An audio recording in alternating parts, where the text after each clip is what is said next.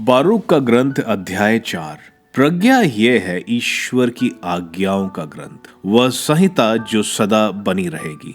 जो उसका पालन करेगा वह जीता रहेगा, जो उसे छोड़ देगा वह मर जाएगा।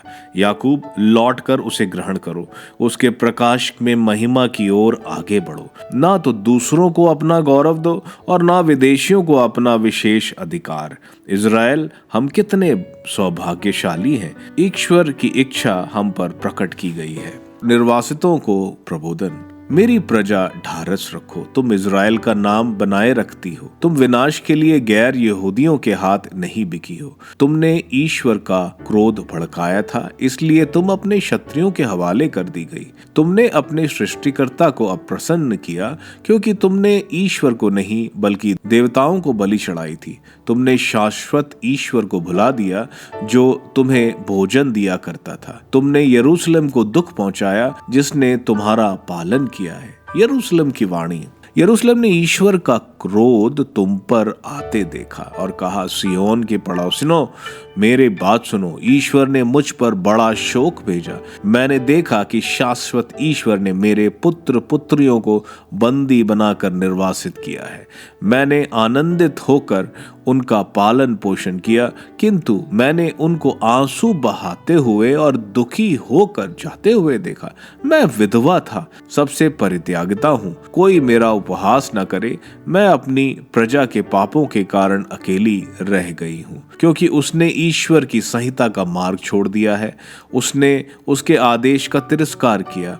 वह प्रभु की आज्ञाओं के मार्ग पर नहीं चली और उसकी धार्मिकता के अनुसार उसकी शिक्षा के मार्ग पर नहीं चली। सियोन की पड़ोसिनों, आओ, उस निर्वासन को याद रखो, जिसके द्वारा शाश्वत ईश्वर ने मेरे पुत्र पुत्रियों को दंडित किया। उसने एक दूरवर्ती राष्ट्र को उसके विरुद्ध भेजा, एक दुष्ट राष्ट्र को जिसकी भाषा अबोधगम्य थी, एक ऐसे राष्ट्र को जिसने ना तो बूढ़ों के प्रति श्रद्धा की और ना बच्चों के प्रति कोई दया। वह विधवा के प्रिय पुत्रों को ले गया। उसने उसे उसकी पुत्रियों से वंचित कर उसे अकेली ही छोड़ दिया। मैं कैसे तुम्हारी सहायता कर सकती थी?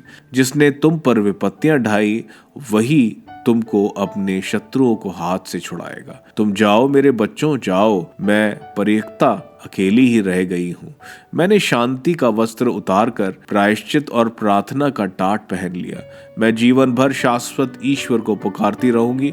मेरे बच्चों, ढारस रखो, ईश्वर की दुहाई दो, वह तुमको हिंसा से, शत्रु के हाथ से छुड़ाएगा। मुझे शाश्वत ईश्वर से तुम्हारे उद्धार का भरोसा है। परम पावन ईश्वर ने मुझे आनंद प्रदान किया।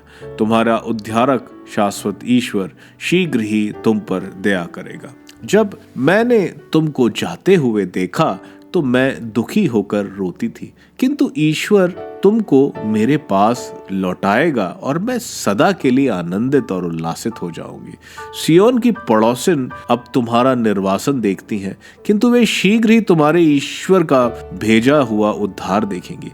वह उद्धार तुमको शाश्वत ईश्वर की महिमा और गौरव के साथ प्राप्त होगा। मेरे बच्चों, ईश्वर का भेजा हुआ प्रकोप धैर्य के साथ सहन करो।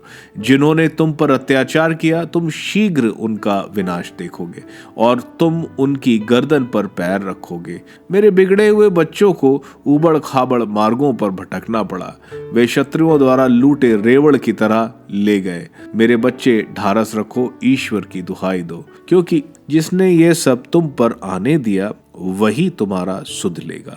तुमने पहले ईश्वर से दूर हो जाने की बात सोची थी, अब 10 गुने उत्साह के साथ पास लौटने की चेष्टा करो, क्योंकि जिसने तुम पर इन विपत्तियों को आने दिया, वही तुम्हारा उद्धार कर तुम्हें अनंत आनंद प्रदान करेगा।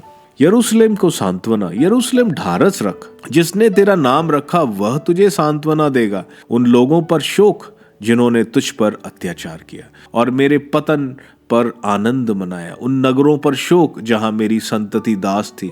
उस नगर पर शोक जिसने तेरी पुत्रों को कैद में रखा। उसने तेरे पतन पर आनंद मनाया, वह तेरे विनाश पर प्रसन्न हुआ, किंतु वह अपने उजाड़ पर शोक मनाएगा। मैं उसके बहुसंख्यक निवासियों का उल्लास मिटा दूंगा, उसका घमंड दुख में बदल दूंगा, क्योंकि शाश्वत ईश्वर बहुत दिनों तक उस पर आग बरसाएगा और वह बहुत समय तक व्रतों का ढेर बना रहेगा। यरूशलेम, पूर्व की ओर देख डाल और वह आनंद देख जो ईश्वर की ओर से तेरे पास आ रहा है। तेरे पुत्र जिनको तूने जाने दिया अब आ रहे हैं। तेरे पुत्र ईश्वर की महिमा पर आनंद मनाते हैं।